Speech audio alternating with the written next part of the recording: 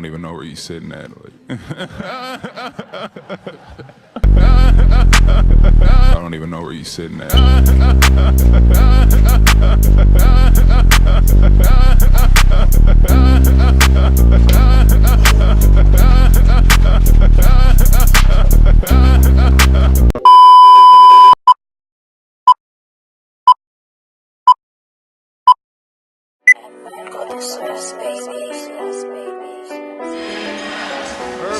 Yeah, so puts it up. Let's go. Kyrie from downtown. Yeah.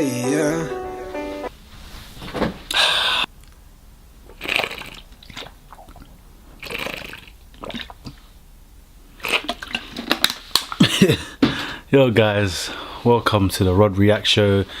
I'm your host Rodney, and again I'm here by myself on a solo thing.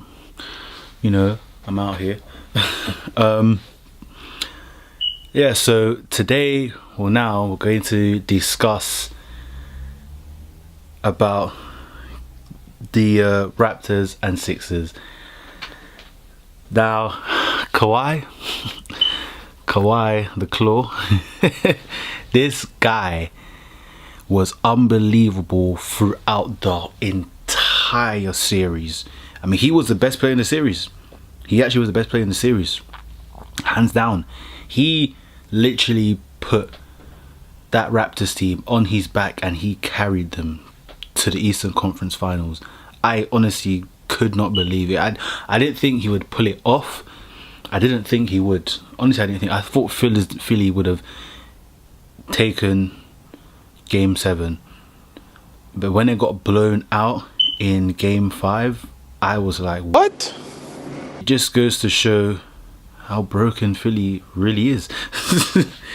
But yeah, let's talk more about Kawhi right now. So yeah, he was amazing throughout the whole series. Best player in the series. He was averaging what, 37.9 or 8 points for the series.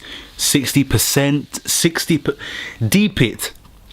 37 plus points a game he was averaging on 60% shooting. He was even getting comparisons to Michael Jordan, not in terms of like how great, but just in terms of taking over the game and being that guy who's, you know, stepping up and scoring for the team, defending for the team, you know, being like the last hope basically. And that's what he was. It was incredible. I mean, he was making shots from the mid-range, he was scoring the post, he was laying up, he was dunking, he was shooting the three. He could have been a bit more of a better playmaker. That's one flaw. He could have, and he should. I know he will develop his playmaking side of his game, because he is mainly known for defense, but he's really developed his offensive game like significantly. And I'm proud. I'm happy for Kawhi. I'm very happy. Like, he is just a beast. Defo top 3 in the league, no doubt. I don't want to hear nothing about AD right now. I don't want to. I don't want to hear anything about Kevin Durant right now. I don't want to. It's all about Kawhi. This is all I want to hear about. Kawhi Leonard. He actually dealt with the Sixers like he was, you know, in school, that bully, yeah, where he's just like you just can't do anything about him and he's so annoying. That was Kawhi. He was the bully of the 76ers. And I don't understand how the 76ers did not win this series, because they had their starting 5 alone. I understand Raptors. Wow, Raptors. I actually said Raptors. That should be a new name for them, you know. But yeah, the Toronto Raptors. Defensively, they are good.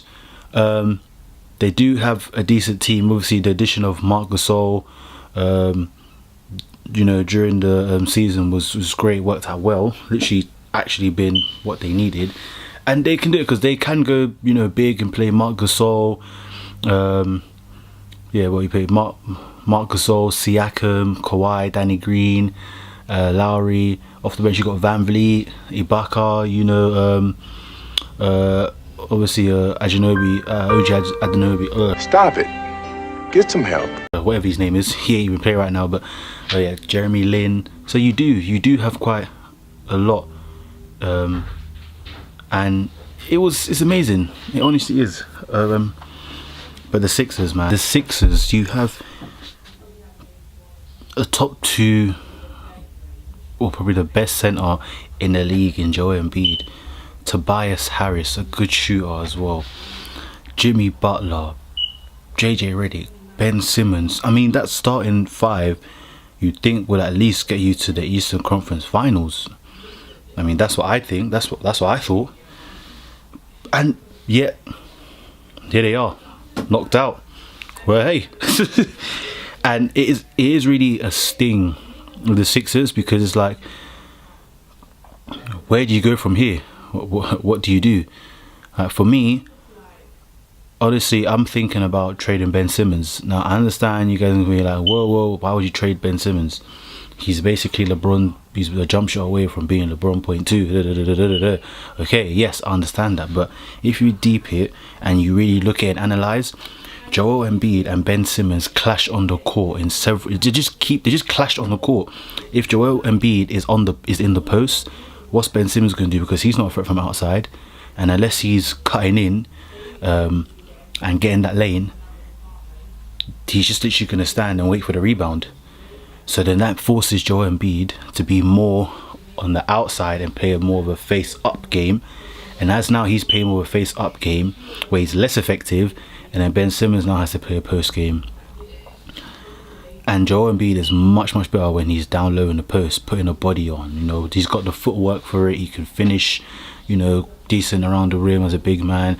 He can take the face-up shots as well. If he has to, he can make the fade away. So he's more effective inside the post, and so is Ben Simmons. Because if you put Ben Simmons outside, he's not a threat. You can sag off. You can go on your phone, check your messages, go on Twitter. You can go to the toilet, come back, and he's still not making that jump shot. So I'm considering it. I might not go through with it, but I'm considering it, because I believe if you take out Ben Simmons and put in more of a decent point guard, let's say for example you put Mike Conley, right? Mike Conley there. I know it will be a bit of a small ball because then you have Mike Conley and JJ Redick, but still Mike Conley, he's decent enough to guard a shooting guard. You put JJ Redick on the point, as in to guard the point guard, and I feel like that would mesh even better, because when it comes to the Sixers, it's either Embiid or Butler that goes off, or Butler and Simmons, or Butler and I'm still yet to see Tobias Harris really go off. So even that alone, I just feel like there's too much going on in the Sixers. There's too much going on in that starting 5. Like, you'll see Tobias is like he's not being utilised to his most ability. He's not utilising all his abilities. We know that he's a shooter. He can dribble and take his man off the dribble and beat him and go to the rim. But he's playing like a role player when he should be like a second option, really and truly. That's how I see Tobias Harris, because when he was on the Clippers, he was their best player, and he was really breaking out of his shell. He was really developing into the player that he knows he's supposed to be. I feel like if you keep Tobias Harris on the Sixers, he's not going to develop into the great player he is destined to be. He won't be utilised as much. So there's just too much going on in Philly. I feel like they forced it. The front office, they really did force it and bring in Tobias Harris as well. I think that was a bit too much. I say it's either trade Ben Simmons away so that Embiid, Tobias Harris and Butler can be the main options, or you take Tobias out and keep it with Simmons, Embiid and Butler. That alone isn't too bad. That's why I see where the Sixers should go from here. This was a great opportunity for Sixers to go to the Eastern Conference Finals and take on the Bucks, which that would have been a great series to watch, but they fell short again. But big up to Kawhi for making that game-winning shot, hitting the rim 4 times. I mean, when the ball hits the front of the rim, usually that's it, overtime. But the fact that he shot over Joel Embiid and it bounced on the rim 4 times, it went in, and he showed so much emotion. So congrats to them, man. Well done to the Raptors. Looking forward to this Raptors and Bucks series. And yeah, that's it for today, guys. Make sure you like, comment and subscribe, share it out, and guys, have a blessed day. Peace. Look, check it, and I don't need motivation. Me, I had that when I was stuck up in the station. Started off with nothing, why would I just get complacent?